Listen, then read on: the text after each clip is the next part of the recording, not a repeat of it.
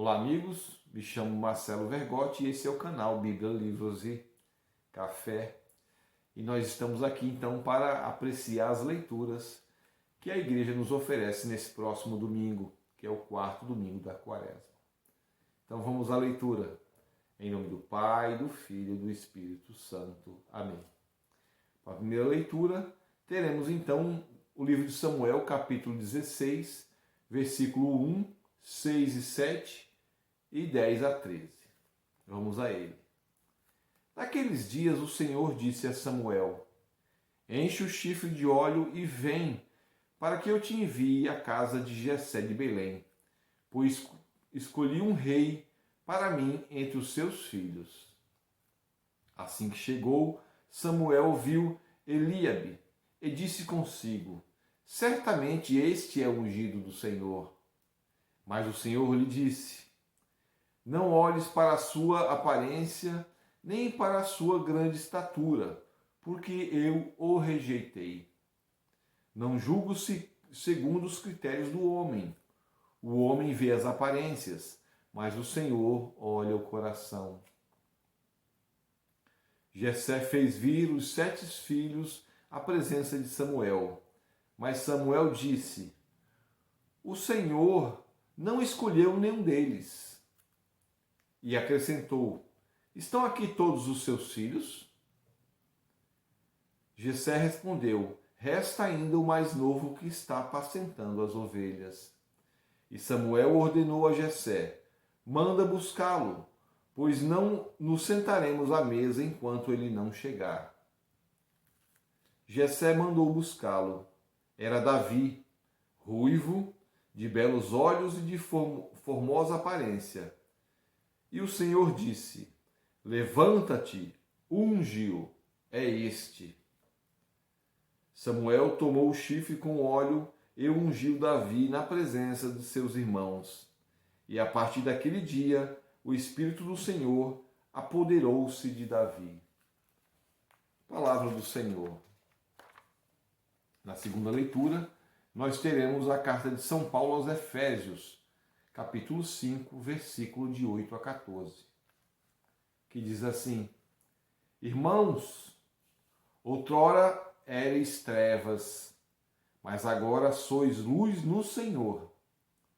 Vivei como filhos da luz, e o fruto da luz chama-se bondade, justiça e verdade. Discerni o que agrada ao Senhor. Não vos associeis às obras das trevas, que não levam a nada, antes desmascarai-as. O que essa gente faz em segredo tem vergonha até de dizê-lo. Mas tudo o que é condenável torna-se manifesto pela luz. E tudo o que é manifesto é luz. E por isso que se diz: desperta, tu que dormes. Levanta-te dentre os mortos e sobre ti Cristo resplandecerá. Palavra do Senhor. E agora nós vamos ao Evangelho. É o Evangelho longo, Evangelho de João, que vai do capítulo 9, que vai de 1 a 41, que é quando Jesus faz barro e põe nos olhos do cego. Então, vamos apreciar esse belíssimo Evangelho. Proclamação do Evangelho de Jesus Cristo segundo João. Glória a vós, Senhor. Naquele tempo, ao passar, Jesus viu um homem cego de nascença. Os discípulos perguntaram a Jesus: mestre, quem pecou para que nascesse cego? Ele ou seus pais? Jesus respondeu: nem ele nem seus pais pecaram, mas isso serve para que as obras de Deus se manifestem nele. É necessário que nós realizemos as obras daquele que me enviou enquanto é dia. Vem a noite em que ninguém pode trabalhar.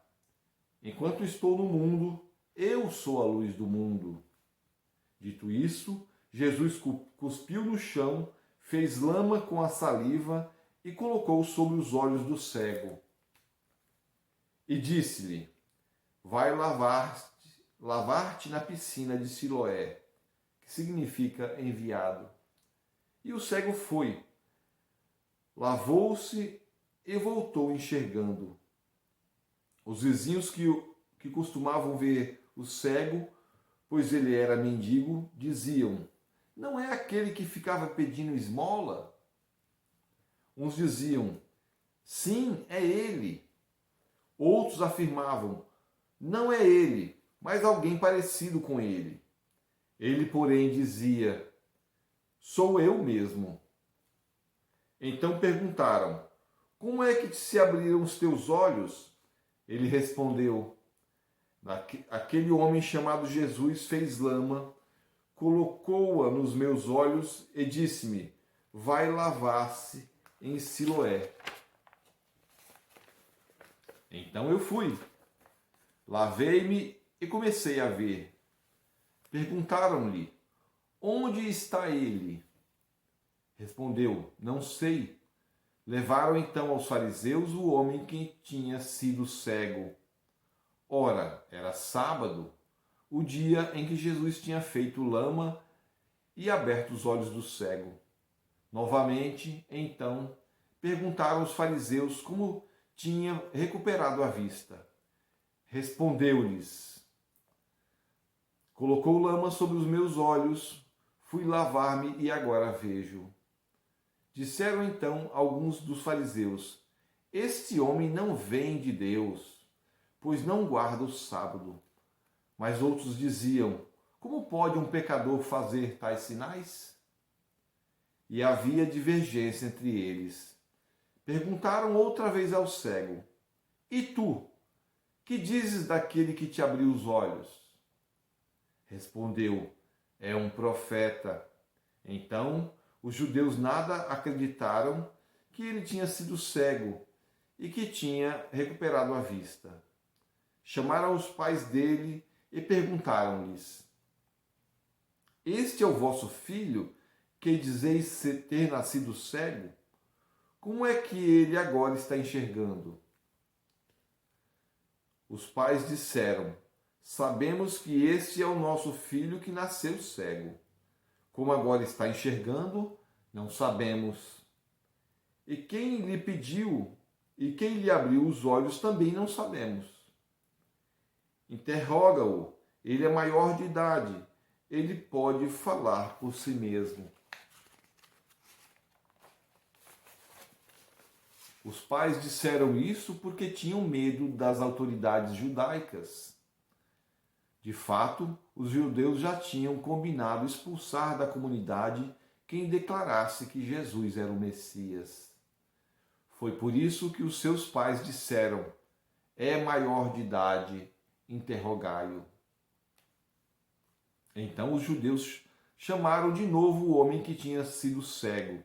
Disseram-lhe: dá glória a Deus. Nós sabemos que esse homem é um pecador. Então ele respondeu: se ele é um pecador, não sei. Só sei que eu era cego e agora vejo. Perguntaram-lhe então: que é que ele fez? Como te abriu os olhos? Respondeu ele: eu já disse e não escutastes. Por que quereis ouvir de novo? Por acaso quereis tornar-se discípulos dele? Então insultaram-lhe, dizendo: tu sim és discípulo dele. Nós somos discípulos de Moisés.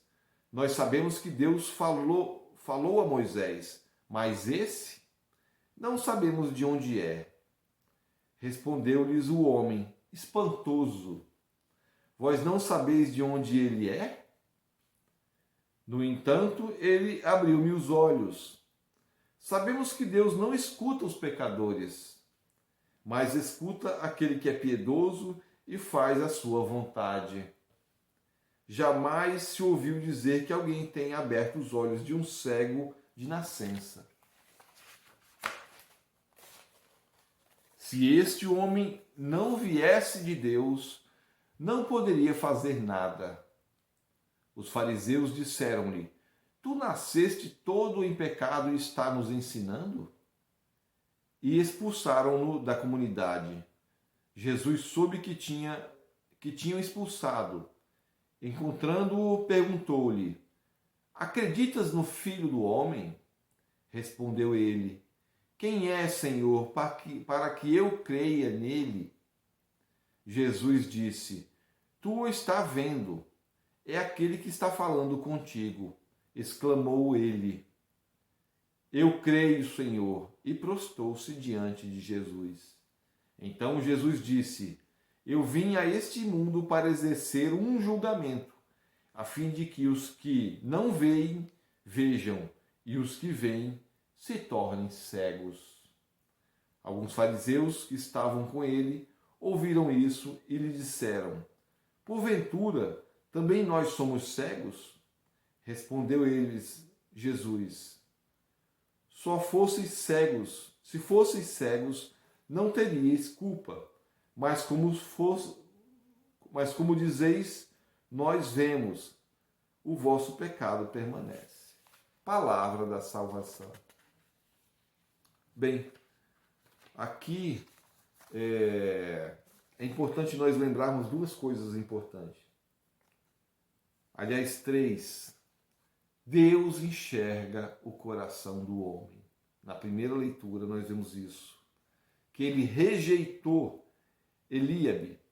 Não, este eu rejeitei, não é este. Por quê? Porque eu vejo o coração do homem, eu não vejo a aparência.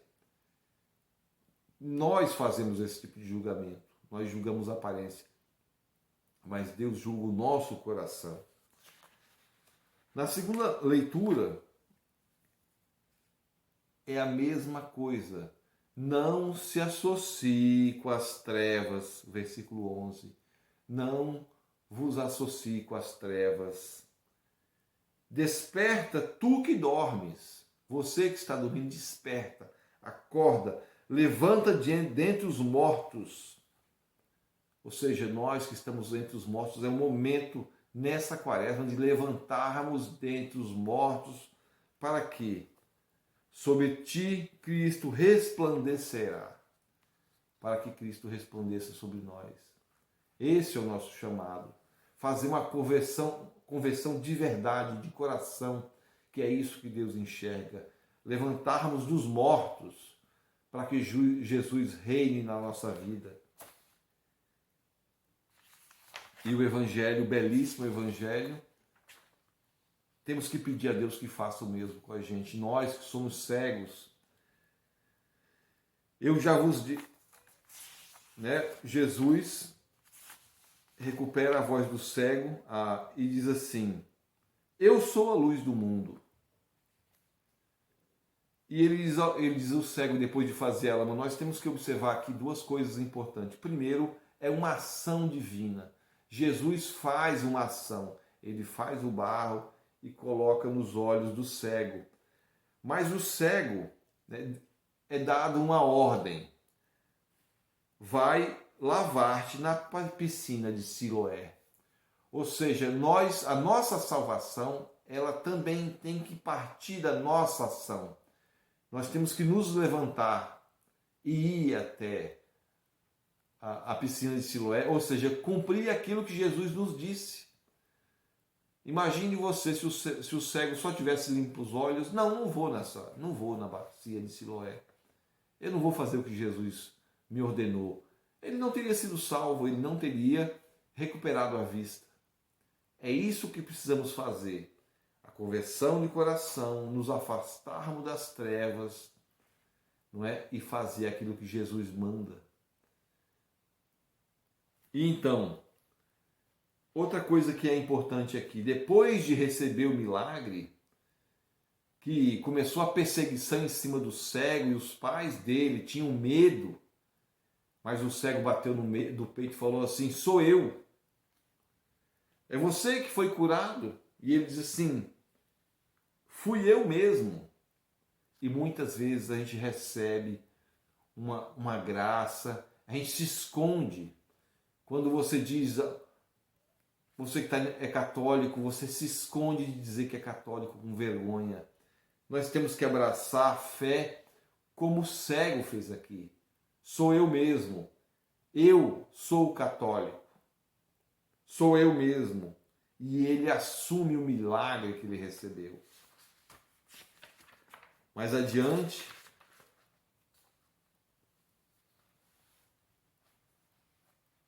o cego diz: Eu já vos disse e não escutastes.